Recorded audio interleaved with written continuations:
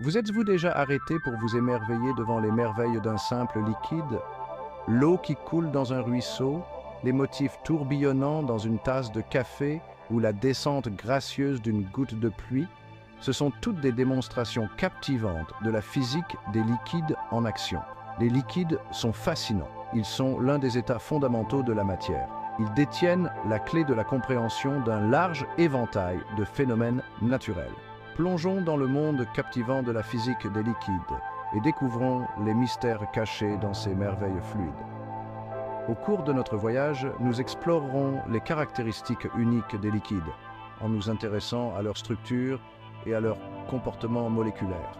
Nous percerons les secrets de leur capacité à s'écouler, à se déformer et même à résister aux forces extérieures. À travers des exemples vivants et des explications simples, nous découvrirons les principes qui régissent le comportement des liquides. Préparez-vous à être émerveillé par la danse complexe des molécules et les lois élégantes qui régissent chacun de leurs mouvements. Les liquides existent dans un état de la matière qui se situe entre la structure rigide et solide et la nature fluide des gaz. Dans un solide, les molécules sont étroitement liées dans une structure en réseau fixe. En revanche, les molécules de gaz n'ont presque aucune interaction et se déplacent de manière chaotique. Les liquides, cependant, présentent un équilibre unique. Les molécules liquides possèdent une liberté de mouvement. Elles ne sont pas confinées à des positions spécifiques comme dans un solide. Pourtant, elles restent proches les unes des autres, interagissant constamment. Imaginez une salle pleine de gens qui dansent. Ils peuvent se déplacer, mais ils sont toujours proches les uns des autres, se cognant et se balançant ensemble. Pour comprendre l'agencement des molécules dans un liquide, nous introduisons le concept de fonction de distribution radiale, notée GR. Cette fonction nous indique la probabilité de trouver une molécule à une certaine distance R d'une molécule de référence. En termes simples, GR nous aide à visualiser comment les molécules sont réparties dans un liquide. Elle révèle que les liquides présentent un ordre à courte portée, ce qui signifie qu'il existe un certain modèle dans la façon dont les molécules sont disposées localement, mais cet ordre s'estompe sur de plus grandes distances. L'un des aspects les plus intrigants des liquides est leur capacité à se mélanger et à se répandre, un phénomène appelé diffusion. Imaginez que vous ajoutiez une goutte d'encre dans un verre d'eau. L'encre se répand lentement dans l'eau, créant finalement un mélange uniforme. La diffusion se produit parce que les molécules liquides sont en mouvement constant et aléatoire. Ces mouvements aléatoires conduisent à un mouvement net des particules des régions de forte concentration vers les régions de faible concentration. La diffusion joue un rôle crucial dans divers processus naturels et industriels. Par exemple, l'oxygène que nous respirons se diffuse de nos poumons vers notre circulation sanguine. Dans les applications industrielles, la diffusion est essentielle dans des procédés tels que l'administration de médicaments.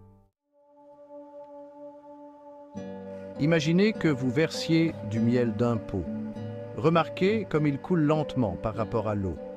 Cette différence provient d'une propriété appelée viscosité. La viscosité mesure la résistance d'un fluide à l'écoulement. Les fluides à haute viscosité comme le miel résistent à l'écoulement, tandis que les fluides à faible viscosité comme l'eau s'écoulent facilement. La viscosité provient du frottement interne entre les molécules. Ce frottement crée une résistance à l'écoulement. Plus les forces intermoléculaires sont fortes, plus la viscosité est élevée. Section 5. Transformation des états, du liquide au gaz et inversement. Les liquides peuvent passer à d'autres états de la matière, comme les gaz, par des processus comme l'évaporation et la condensation. L'évaporation est le processus par lequel un liquide se transforme en gaz à une température inférieure à son point d'ébullition. La condensation est le processus inverse, par lequel un gaz se transforme en liquide. L'équation de Van der Waals nous aide à comprendre ces transitions de phase. Cette équation est une modification de la loi des gaz parfaits qui tient compte des forces intermoléculaires entre les molécules de gaz. Elle introduit deux facteurs de correction, l'un pour le volume fini occupé par les molécules de gaz et l'autre pour les forces d'attraction entre elles. Au niveau moléculaire, l'évaporation se produit lorsque des molécules à haute énergie situées près de la surface du liquide acquièrent suffisamment d'énergie pour surmonter les forces d'attraction de leurs voisines et s'échapper dans la phase gazeuse. La condensation se produit lorsque les molécules de gaz perdent de l'énergie, généralement par le biais de collisions, et sont capturées par les forces d'attraction de la phase liquide. Section 6. La peau d'un liquide, la tension superficielle. Avez-vous déjà observé comment les insectes peuvent marcher sur l'eau ou comment les gouttes d'eau perlent sur une surface cirée? Ces phénomènes sont dus à une propriété appelée tension superficielle. La tension superficielle est la tendance d'une surface liquide à se comporter comme une membrane élastique tendue, résistant aux forces extérieures. Au niveau moléculaire, la tension superficielle provient des forces de cohésion entre les molécules liquides. Les molécules situées à l'intérieur du liquide subissent des forces d'attraction de toutes les directions. Cependant, les molécules situées à la surface subissent une force nette vers l'intérieur car il y a moins de molécules voisines au-dessus d'elles. Cette force vers l'intérieur crée une tension à la surface, ce qui lui donne l'apparence d'un film étiré.